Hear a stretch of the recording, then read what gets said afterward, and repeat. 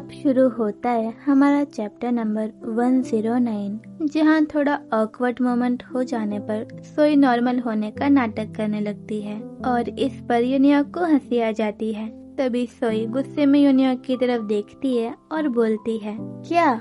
यूनियॉक थोड़ा स्माइल करते हुए बोलता है, अरे हाँ, मुझे तो प्रोफेशनल रहना चाहिए, क्यों, है ना? सोई यूनियॉक की तरफ शांत होकर देखने लगती है और एकदम सीरियस होकर बोलती है, ये फनी नहीं था। यूनियॉक सोई का ये रिस्पॉन्स सुनकर शांत हो जाता है और चुपचाप ड्राइविंग पर फोकस करने लगता है। इसके बाद हमें अगला सीन दिखाया जाता है, जहां सोई एंड यूनियॉक स्टूडियो पहुंच जाते हैं। देन सीन शिफ्ट होता है सोई पर, जो इतना बड़ा स्टूडियो देखकर एकदम शॉक हो जाती है और कार से निकलते हुए यूनियॉक से बोलती है, एक मिनट, क्या ये है तुम्हारा स्टूडियो? यूनियॉक बोलता है, हाँ, फिलहाल के लिए यही है।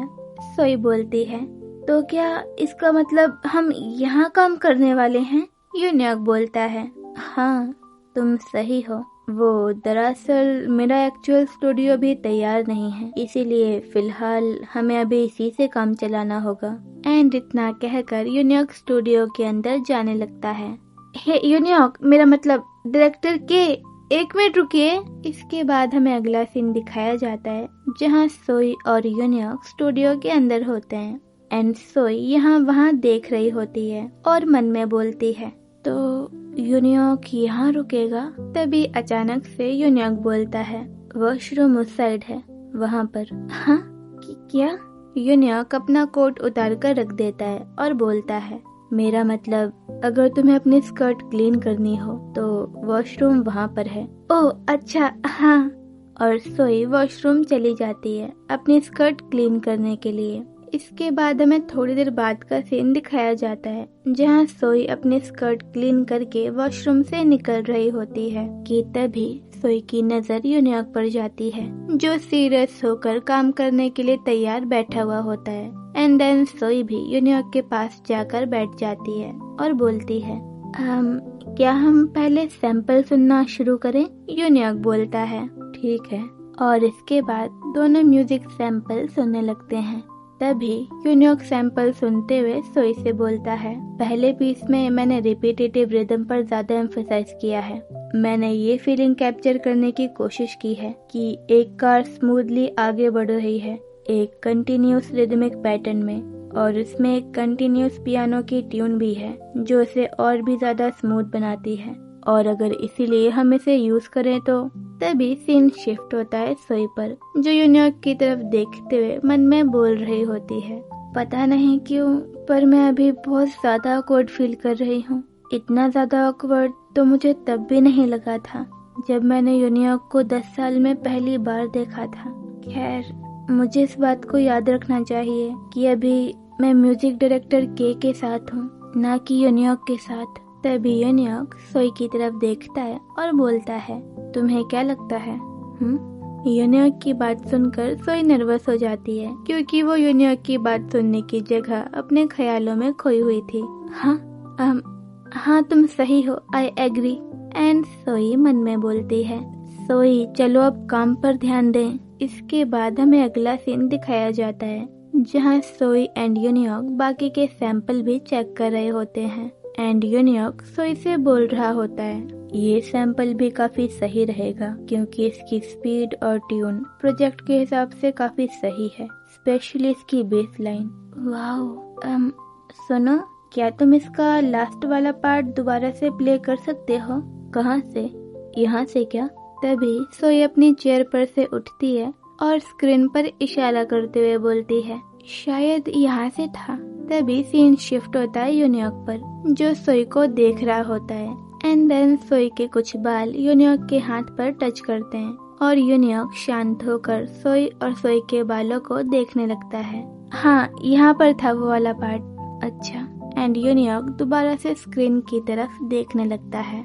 इसके बाद हमें थोड़ी देर बाद का सीन दिखाया जाता है, जहाँ सभी सैंपल सुनने के बाद सोई यूनियॉक से बोल रही होती है, मुझे लगता है इसके लिए फर्स्ट और थर्ड सैंपल सही रहेगा, लेकिन अगर हम इसे थोड़ा और इंटेंस बना सकें तो और बेहतर रहेगा। यूनियक पियानो बजाते हुए बोलता है, कुछ इस तरह क्या? इतना इंटेंस सही रहेगा?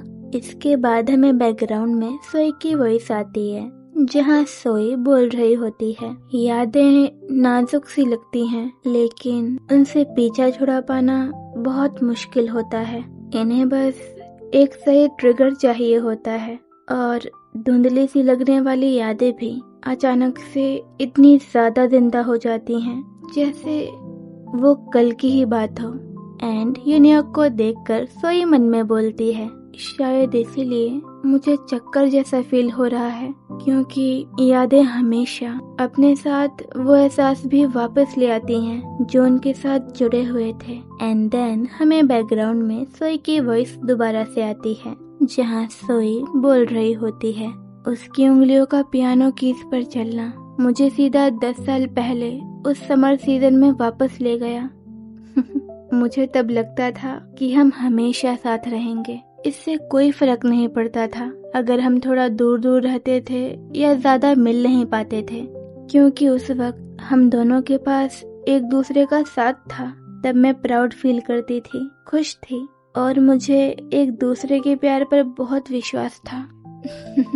पर मैंने आज एक चीज सीखी, जब तुम्हें एहसास होता है कि तुम गलत थे, तब तुम्हारा चेहरा गुस्से के मारे लाल नहीं होता और ना ही तुम्हें शर्म आती है, बल्कि उस वक्त ऐसा लगता है जैसे कि किसी ने तुम पर बर्फ का पानी अचानक से डाल दिया हो, ठंडा और सुन्न कर देने वाला।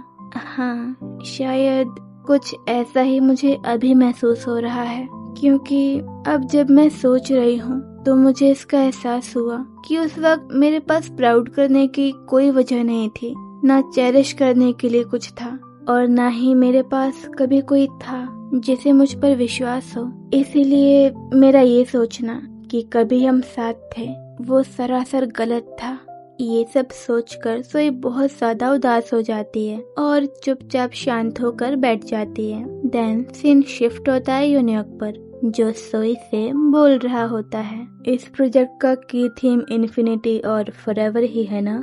यूनियक म्यूजिक सैंपल के बारे में समझाते हुए आगे बोलता है, जो पीस हमने अभी सुना वो बिल्कुल इसी फीलिंग को मैच करता है। ये सैंपल एक सिंपल तरीके से शुरू होता है, लेकिन उसकी वेरिएशन और एक्सपेंशन नेचुरली फ्लो करती रहती हैं, बिल्कुल जैसे टाइम बीतता रहता है। और जो रिपीटेड पैटर्न्स हैं वो उस चीज को रिफ्लेक्ट करते हैं जो कोर में कभी नहीं बदलता, चाहे चीजें बदलती रहें, वो अपना एसेंस कभी लूज नहीं करता। That's the key to forever, सोई बोलती है। फॉरएवर। और सोई को वो बीच वाला मोमेंट याद आ जाता है जब यूनियक ने सोई को प्रॉमिस किया था कि वो हमेशा उसके साथ रहेगा। एंड देन सोई यूनियक से बोलती है, मुझे लगता है ये काफी फनी है, क्यों है ना? यूनियक बोलता है, तुम्हारा मतलब क्या है? सोई आगे बोलती है, हम फॉरएवर या हमेशा वर्ड का यूज किसी ऐसी चीज के लिए करते हैं जो कभी चेंज नहीं होती, जो कंटिन्यू रहे, जैसे कोई प्रॉमिस या फिर प्लेज, है ना? यूनियक बोलता है, हाँ तुम सही हो। और यूनियक सोई को समझाते हुए आगे बोलने लगता है, म्यूजिक में फॉरएवर को एक्सप्रेस करने के लिए वेरिएशन और चेंज जरूरी होते हैं। जब तक उसका एसेंस चेंज नहीं होता तब तक उसे फॉरएवर कहा जा सकता है, क्योंकि म्यूजिक खुद टाइम के फ्लो पर बिल्ट होता है। लेकिन फॉरएवर का प्रॉमिस ये एक पेंटिंग की तरह होता है, एक जगह पर थमा हुआ, स्टिल और फ्रोजन, जबकि म्यूजिक उसके करीब है, जो वक्त के साथ चलता है। और अगर ऑनेस्टली कहूँ तो बिल्कुल सेम रहना शायद ये सिर्फ एक आइडियल थॉट है, क्योंकि रियलिटी में कुछ भी ट्रूली कांस्टेंट कभी नहीं रहता। लेकिन फिर भी इतने सारे चेंजेस के बीच अगर कुछ अंदर से सेम रहे, जो टूट कर भी कभी ना बदले, वही फॉरएवर है ना? सोई बोलती है, तो इसका मतलब फॉरएवर सिर्फ एक इल्यूजन है। दूसरे शब्दों में कहूँ तो इसे झूठ भी कह सकते हैं। यूनियक को लगता है कि सोई यहाँ पर म्यूजिक की बात कर रही है, इसीलिए यूनियक थोड़ा स्माइल करते हुए बोलता है, हाँ, मुझे लगता है तुम इसे इस तरह से भी समझ सकती हो। तभी सोई आगे बोलती है इस तरह से देखने पर फॉरएवर एकदम मीनिंगलेस लगता है। तो यूनियॉर्क, उस रात क्या तुम गलत थे या वो सिर्फ एक झूठ था? चाहे जो भी था, लेकिन क्या तुम जाने से पहले मुझे कुछ नहीं कह सकते थे? सोई की बात सुनकर यूनियॉर्क थोड़ा नर्वस हो जाता है और बोलता है, क्या हम अभी भी प्रोजेक्ट के बारे में ही बात कर रहे हैं? देन सीन शिफ्ट होता है सोई पर, जो टॉपिक चेंज करते हुए बोलती है, ठीक है फिर मैं सैंपल 1 और 3 को अपनी टीम लीडर के साथ शेयर कर दूंगी और उन्हें तुम्हारी एक्सप्लेनेशन भी बता दूंगी। ओके सो अब मुझे चलना चाहिए। और सोई अपना सामान उठाकर वहाँ से जाने लगती है। सोई को जाता देख यूनियॉर्क जल्दी से उठता है और अपनी कार की कीज उठाते हुए बोलता है, रुको सोई, मुझे साथ में चलने दो, मैं तुम्हें छोड़ दूंगा। सोई बोलती है, नहीं रहने दो, मैं खुद चली जाऊंगी। लेकिन सोई काफी लेट हो गया है ना?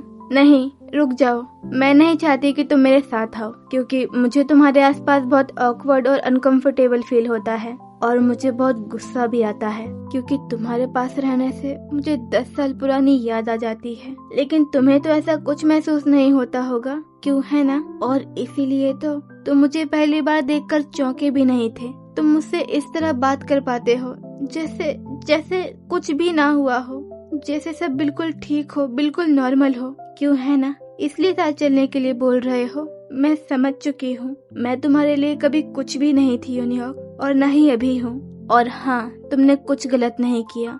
So for the God sake मुझे परेशान करना बंद करो, मुझे अब और अनकंफर्टेबल मत करो। हाँ, एक और चीज, मुझे तुमसे किसी भी तरह की माफी की कोई उम्मीद नहीं है, सो मांगना भी मत। सोई बिल्कुल बाहर जाने ही वाली होती है, लेकिन तभी यूनियॉर्क जल्दी से भाग कर आता है और डोर क्लोज कर देता है। सोई पीछे पलटकर यूनियॉर्क की तरफ देखने लगती है, इस होप में कि शायद अब यूनियॉर्क कुछ बोलेगा, शायद वो अब बताएगा कि उसने वैसा क्यों किया था। एंड यूनियॉर्क भी खुद सोई को कुछ बोलने की कोशिश करता है, पर नहीं बोल पाता। एंड यूनियॉर्क डोर खोल देता है और सोई वहाँ से चली जाती है। और लास्ट में हम यूनियॉर्क को देखते हैं, जो अकेला खड़ा हुआ होता है।